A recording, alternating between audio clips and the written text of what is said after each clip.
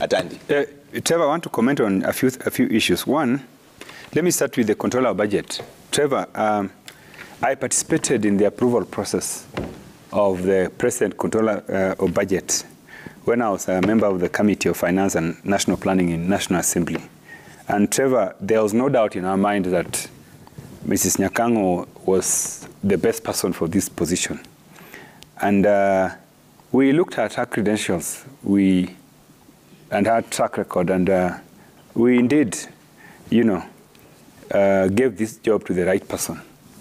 But Trevor, this office is protected. The office of the Controller of Budget is protected, and the Controller of Budget reports to Parliament. It doesn't report to Treasury, Cabinet Secretary, or to the Presidency. The reason why this office is protected and is independent is because this is the office that's supposed to help Kenyans.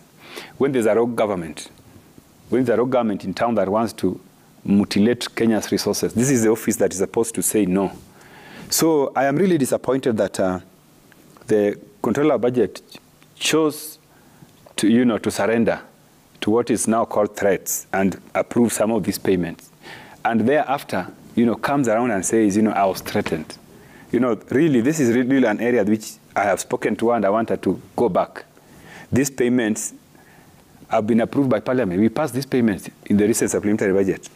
All these payments that are in contention, the various parliamentary departmental committees approved them, and they were brought to us in Budget Committee, and we approved them. So these payments actually have been passed. The only payment which has not been passed is this one to do with Telcom. And the reason which we were given why it was not passed is because some people are claiming that they are still going to establish the true ownership of Telcom, that they don't know who are the owners of the shareholders of Telcom. And that is the reason why, the reason they gave us. When we said that in our finding, these payments ought to have been passed, all of them. So basically, this was just a case of people who want to play politics. But I can tell you that these payments, we have approved them, which means the payments were done in order. And for payments to get to Treasury, the various line ministries have approved them, first of all.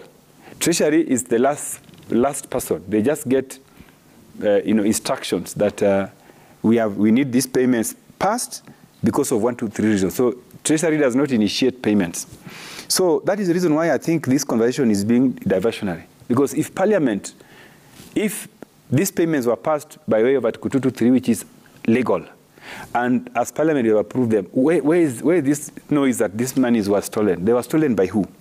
Because if they were stolen, then we would not have approved them. Yeah. So what we have said, and in fact, what we have said about this Telcom ownership, we have actually asked the Auditor General to go and do for us a forensic audit and report back to Budget Committee, because once we get that report, we will know whether the payments were done correctly or not. And by the way, when that is done, we will still approve them as Budget Committee.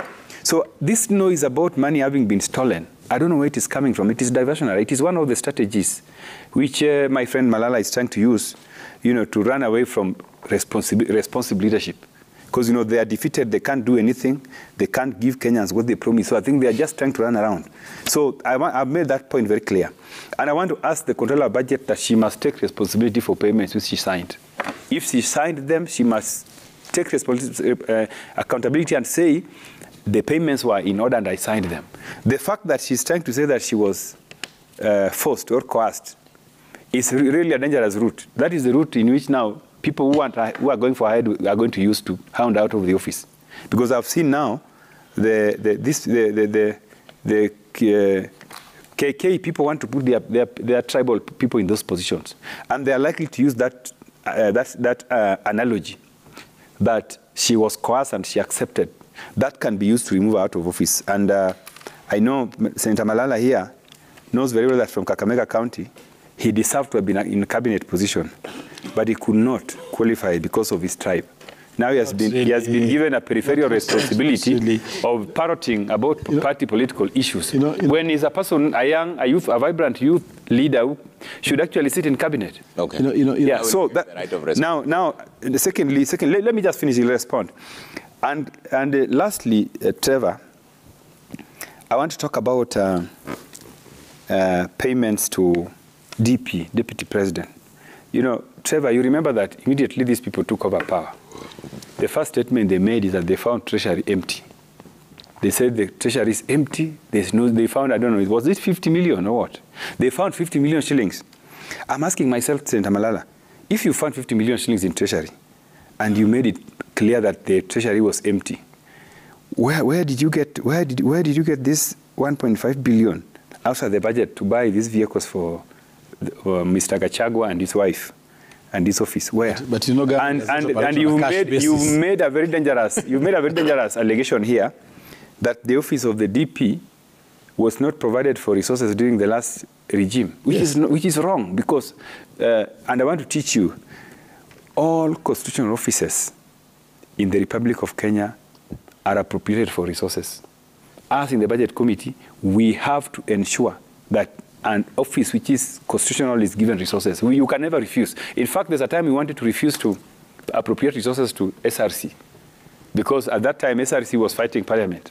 Yeah. And we were told that you cannot fail to appropriate resources to a constitutional office. And we still were able to give them resources, and we still give them despite us fighting with them. Okay. Even judiciary, we wanted to deny judiciary resources recently. We were told you can't, because those are constitutional offices. So this propaganda that the previous government was not putting resources in the office of the DP is wrong, it is falsehood, and we should never entertain it anywhere.